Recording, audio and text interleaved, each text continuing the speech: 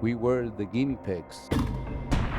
It's wonderful for fireproofing, fire retardant. The problem with asbestos is it kills you. If you don't take that precautionary step, that's where you get into trouble. There is no safe level of exposure to asbestos. We didn't have a choice. Nobody told us. This is your health. This is your family's health. You need to be careful. I hope that some guy that's not driving a car very carefully hits me and kills me instantly so I don't have to suffer.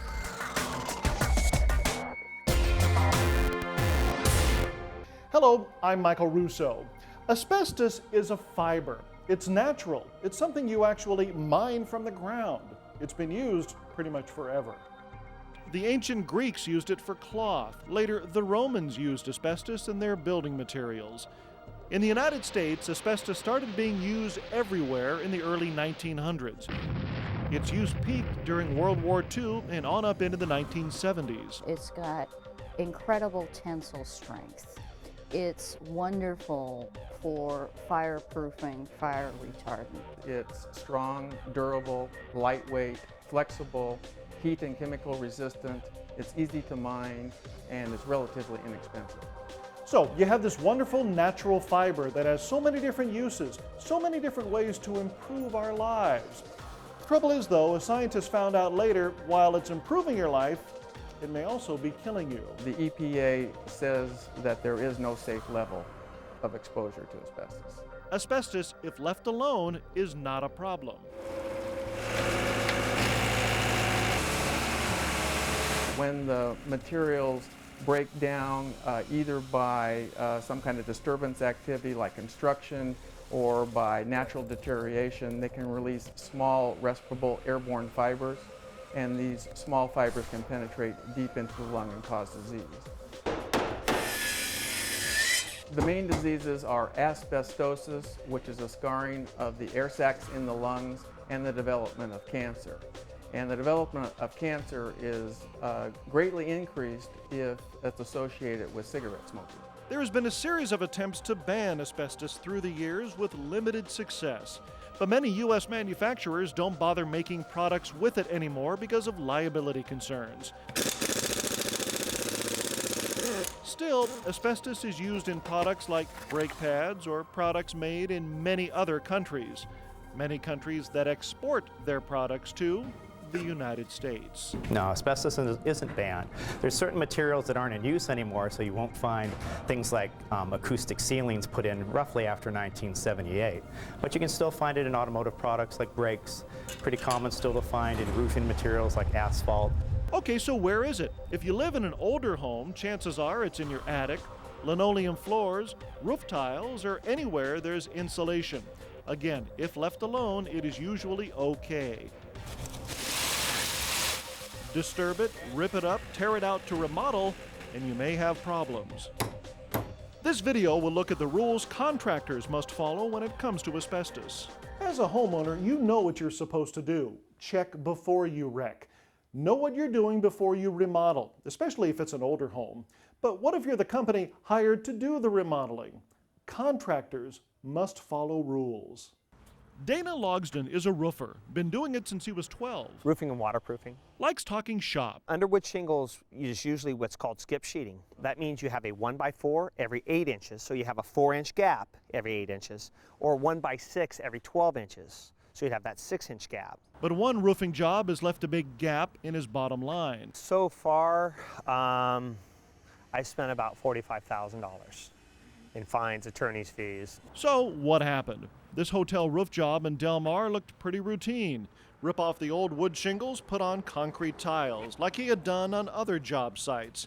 But he found an unusual rosin paper under the shingles on one group of buildings. Thought it was strange for this roof type, but started tearing it off anyway. Turns out that paper had asbestos in it. They came out and said, hey, we think this is asbestos-based.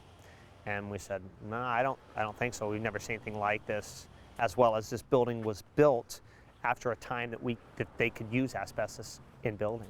Most of the time, I think those result from people not doing the survey to begin with. They don't know what they're dealing with, and so by mistake they get into it and start disturbing the materials. That's where we see the biggest violations and the biggest health concerns. The law does require that a survey be done prior to disturbing asbestos.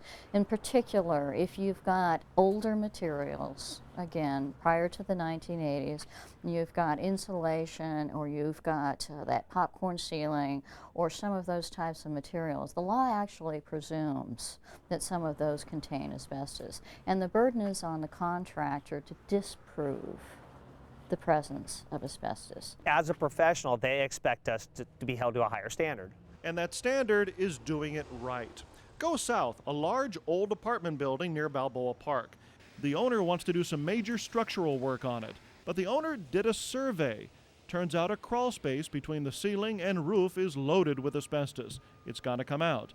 An asbestos contractor is called. And depending on what they find out, it may require that it be taken out according to the procedures that we require. And in that case, it would provide us with a written notification so we come out and respond to that. And that's where Jared Ogden comes in. He's an inspector with the county's Air Pollution Control District. So I've got a good seal on the mask and I'm ready to do my inspection. And what he'll be inspecting is the removal process. Is the contractor doing it right? Remember, asbestos-containing material that's been disturbed can be a hazardous waste. Often the work area must be sealed off. Vacuums to suck out the air and filter it must be working, and you must dispose of it properly. They've got all their asbestos-containing materials wrapped inside a double-layered plastic. And I'm looking for a couple things. One, to make sure that they have the appropriate warning labels here, which they do. This is great. I'm also looking to see that they're keeping the material wet. And if you look in, you can see that there's moisture in the bags. That's a good sign. That means that they're wetting the material as they're removing it. This is great. They got it taped off really well. There's no punctures in this. And I just want to make sure that there's no loose debris or asbestos fibers that could be coming out of the workspace into the public here. They've got a good seal going to their filter. This has been like this 2 months. Yeah, real attractive for a hotel to have this. And back at the hotel, roofer Dana Logsden waits for the asbestos removal company to get rid of it, waits to do the roof work, waits to get paid, waits to see how much this whole thing is going to cost him. Make you a better roofer? I think I wouldn't say a better roofer. I mean, unfortunately, I'm very confident, and fortunately in that area, I feel that, you know, I'm extremely good at what I do. It makes me a more aware roofer. More aware through asbestos training courses for him and some of his staff, so he'll know how to do it right the first time and never have to go through this again. Homeowners and renters, contractors and construction workers all need to be careful with asbestos. It can kill you, and if you smoke, it becomes even more deadly, way more. Remember, asbestos is a hazardous material. That means there are rules for working around it and for throwing it away. You can't just put it out on the street on trash day.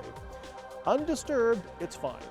But if you think you may have it in your home or job site, have it tested by a licensed asbestos expert before you start work. For more information, just visit our website at sdasbestos.org or call the county's Air Pollution Control District at 858-586-2707. Best advice? Check before you wreck. I'm Michael Russo. Thank you for watching.